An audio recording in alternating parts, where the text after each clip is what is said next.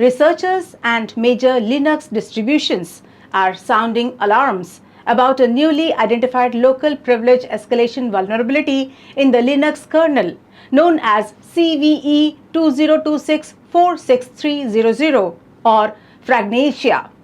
This flaw targets the kernel's XFRM ESP-in-TCP subsystem, allowing unprivileged local attackers to overwrite critical system files and gain root privileges. Welcome to VARINDIA News Hour.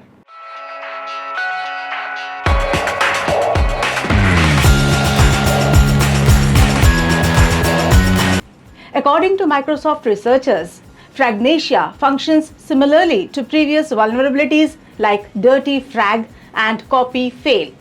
It utilizes a kernel memory write primitive that can corrupt essential files including /usr/bin/su and /etc/passwd, posing a significant threat to system integrity.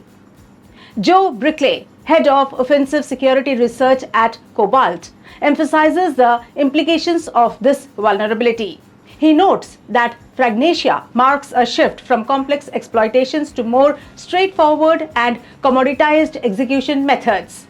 This trend indicates a dangerous evolution in attack strategies. Brinkley warns that the increasing reliability of these exploits allows attackers to bypass traditional security measures effortlessly. The ability to overwrite critical files transforms these vulnerabilities from mere technical curiosities into serious threats capable of full system compromise. In light of this, he urges defenders to prioritize kernel patching, stressing that response times must match the rapid pace of exploitation. As cloud workloads and CI/CD pipelines increasingly rely on Linux, organizations must act swiftly to safeguard their systems against this evolving threat landscape. Let's look into today's headlines. NVIDIA Foundation buys $108 million of AI computing to donate it to researchers.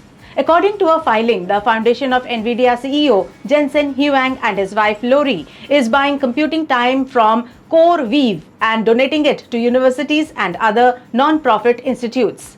The donation is valued at $108.3 million so far. The computing resources will be used for science and artificial intelligence research. NVIDIA plans to offer free engineering services to some of the grant recipients, according to the filing. The donation also represents another support measure from NVIDIA to CoreWeave, a cloud computing company that specializes in AI applications. Meta rolls out Instagram Instants for unedited photos. The Meta-owned Instagram announced Instants, a tool that lets users send a batch of snaps to close friends or mutual followers. The photos cannot be edited, but users can add captions.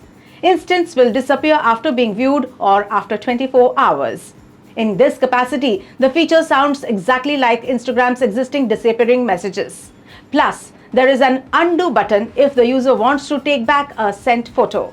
Instants will appear in Instagram DM's inbox, appearing like a pile of photos. Maharashtra seeks shutdown of bike taxi apps.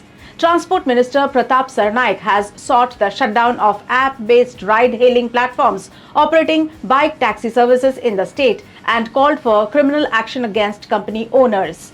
The Maharashtra government has directed the state cybercrime department to immediately block unauthorized bike taxi apps and initiate legal proceedings against aggregators allegedly operating without valid permissions.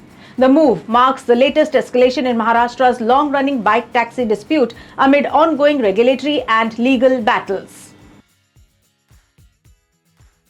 TVS Venu Group likely to pick up 9.99% stake in Jana SFB. TVS Venu Group may be looking to acquire a 9.99% stake in Bengaluru-based Jana Small Finance Bank with an infusion of Rs 450 to 500 crore. Jana SFB said that its board will on Monday consider fundraising options including the issuance of equity shares, convertible bonds, warrants, debentures and other securities through routes such as a qualified institutional placement, preferential allotment, rights issue or further public offer. The proposed 9.9% stake is in line with RBI norms with cap shareholding by non-financial corporate entities in banks at 10%. Trump's gold T1 phone to start shipping this week. Trump mobile phones will begin to ship this week. The Trump organization that launched Trump Mobile, a new cellular service and smartphone company, brought out its first smartphone, the T1 phone. It was originally scheduled for release in August last year. However, the Golden Gadget's release was later delayed to October before being pushed back again to this week. The company faced delays after announcing its intention to create the phones in the United States. That's all for now. Please like, share, comment, subscribe and follow VAR India magazine. You can download the VAR India app from Google Play Store and Apple App Store for more news and updates. Stay tuned. Thank you.